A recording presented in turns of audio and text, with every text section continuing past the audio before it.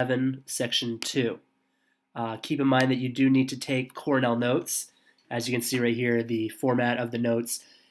During the notes, you're writing on the right-hand side. On the left-hand side is for review. The summary at the very bottom is for you to create a one-sentence summary to kind of get the big picture of these notes. So keep in mind that you do need to take the Cornell notes style, so please do that. Again, this is the Byzantine Notes, Chapter 11, Section 1. The origins of the Byzantine Empire. The Eastern Roman Empire is the Byzantine Empire. You have an east and a west. The west is Rome. The east is Byzantine. The Roman Empire officially divided in 395, just a few years before Rome fell in the west, which was actually a good thing for them to split so that the east can survive once the west does crumble. You have Eastern Empire flourishes and becomes known as the Byzantine Empire. So you should know Byzantine Empire is Eastern Empire, Eastern Roman Empire.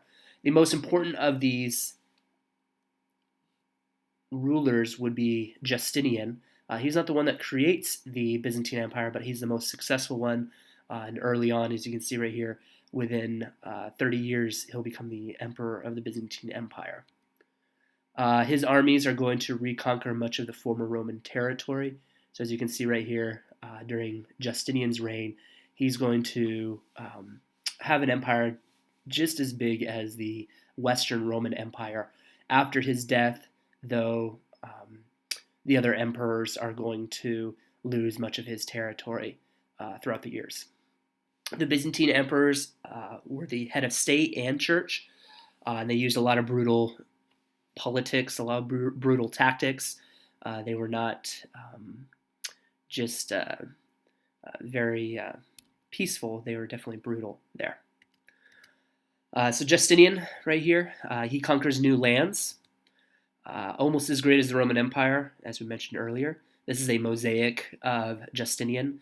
A mosaic is a tile picture where they have little tiny tiles and make a picture out of it.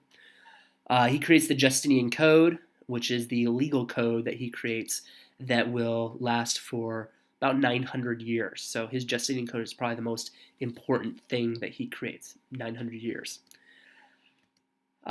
He builds the Hagia Sophia. It's not Hagia, it's Hagia Sophia, and that would be the most splendid church in the world still to date. As you can see right here, it's no longer a church. There's no crosses. The Ottoman Turks, which are Muslim, in 1453, about 49 years before Christopher Columbus comes to America, they're going to conquer the Byzantine Empire, and Constantinople will fall, which is the city of the Byzantine Empire. Hagia Sophia means holy wisdom, so make sure to write that down. The plague is going to sweep through the city of Constantinople. This plague has been thought to be the bubonic plague or Black Death, which is later going to sweep through Western Europe. But Eastern Europe is going to experience the plague first. So many were killed that it leaves the city really weak and exposed. The Arab armies are going to try to capitalize on this about 70 years later, but they're unable to conquer Constantinople. Constantinople will be a fortified city that in the Byzantine Empire, the capital of the Byzantine Empire, that will be hard to conquer. The Russians are also going to try to invade. They're going to invade multiple times, 3 times, but the first Russian invasion is going to be in 860. Dealing with threats, more threats, shaky empire. The Byzantines, they're going to use not just violence and conquering, but they're also going to use some different types of diplomacy, bribes, diplomacy, political marriages. So they're not just going to be going to war, but they're also going to be trying to be more diplomatic and negotiate.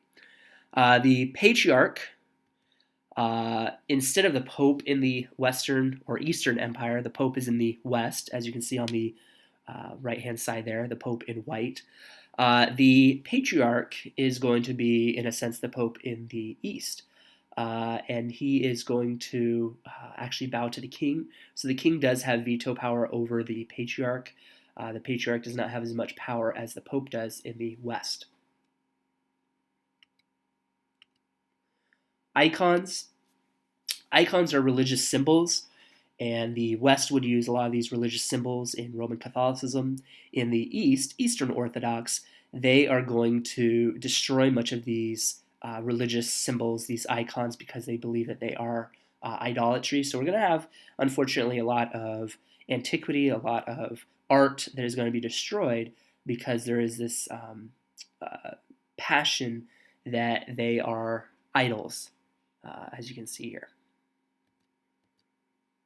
Excommunication, to outcast somebody from the church. That's what excommunication means. So you can imagine that that has a lot of power to outcast somebody, to kick somebody out of the church. The Great Schism, as you see right here, the East and the West is going to split in 1054. The Pope and the Patriarch are going to excommunicate each other over religious doctrines and disputes over jurisdiction.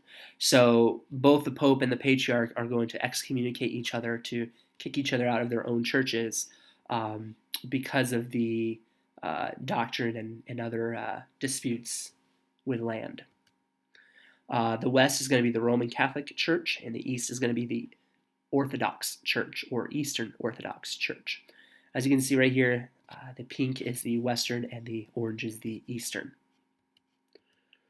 The Byzantine missionaries are going to convert the Slavs. Slavs are people that do not live in Russia, but they speak Russian and they have a lot of the same Russian customs. So the Slavs are very close to Russian. The Eastern Orthodox Church is going to convert a lot of these Slavs. This is important because the Cyrillic alphabet is going to be created, which is the basis for many Slavic languages. The missionaries are going to create that there.